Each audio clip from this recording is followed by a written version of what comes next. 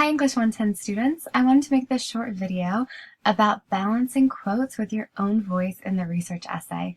This is one of the most important criteria and definitely something I'm looking for. So as you're thinking about your research essay, you want to look for having a balance between your own voice, your own position on the issue, your own analysis of the issue, and what you found in the research. So it is a research essay, so I expect you to have evidence from sources in most of your paragraphs, if not all of them, and maybe multiple pieces of evidence. But you also want it to be mostly your own voice and analysis. So you want to be balancing all the research out with your own analysis of the issue. So since the tone is either analytical or argumentative, you want to have enough of your own voice in the essay so it doesn't just sound strictly informative. For that reason, you want to have topic sentences that are your own words, your own ideas, not statistics or facts from the research. You can break this rule a few times in your essay if you like. So your goal here is to guide your reader through the research about this topic.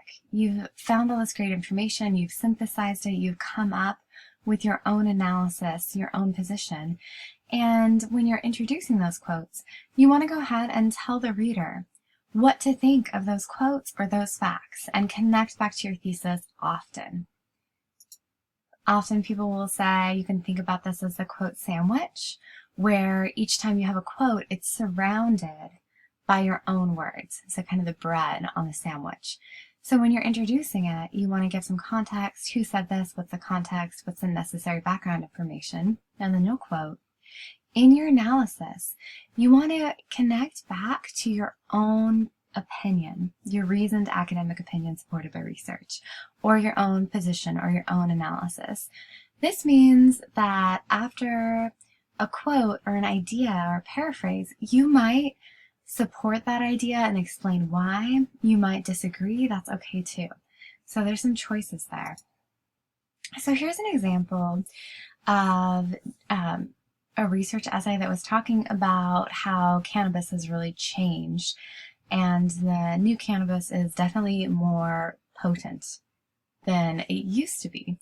So here's a quote. We have the person who said it. We have some information about her credentials, an associate professor of clinical neurobiology in the Department of Psychiatry at Columbia University Medical Center, and we have the quote. You want to tell your readers whatever context you think they should know. You chose that quote for a reason, but that reason might not be clear to your readers. They haven't read all the research. They don't know why you've selected it. So when you introduce it, you want to set up some context so they know what to think about the quote. So, for instance, in this case, many worry about new hyper-potent marijuana products. And this quote is about that, the increase in potency. And then afterwards, you want to tell the reader what to think about the quote. So you want to include your analysis, your opinion about the quote. Because scientists are not sure how such high-octane products affect people's bodies, it makes sense to be concerned that new products may raise tolerance and increase dependency. So when we format this all together, in standard MLA style, you can see that the quote is a small part of the paragraph, but it's surrounded by the student writer's own analysis. So one strategy when you're thinking about if you have that right balance in your essay is to go ahead and highlight all the quotes, paraphrases, data, summaries of sources, basically anything that needs a citation, any words or ideas that are not your own. And then you can see visually if there's a section of your essay that really is too much of the research and not enough of your own voice. So this is an example from a student essay, and it's a great essay, but we can see how we have a quote here. That looks pretty good, but we want to try to avoid ending a paragraph with a quote. So tell your reader what to think of that. And then we have a quote here, which is pretty short, and then we have this very long block quote. Very little analysis before we go right into another quote. So here, the reader might be wondering why the writer chose that quote, what they should think of that quote, what's the significance of this very long quote. So you want to go ahead and highlight and then think about, are there any paragraphs with too many quotes?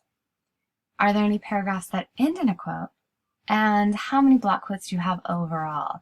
So those block quotes are 4 lines or more, and you want to not have too many of them because it can really make it hard for your reader to follow your train of thought.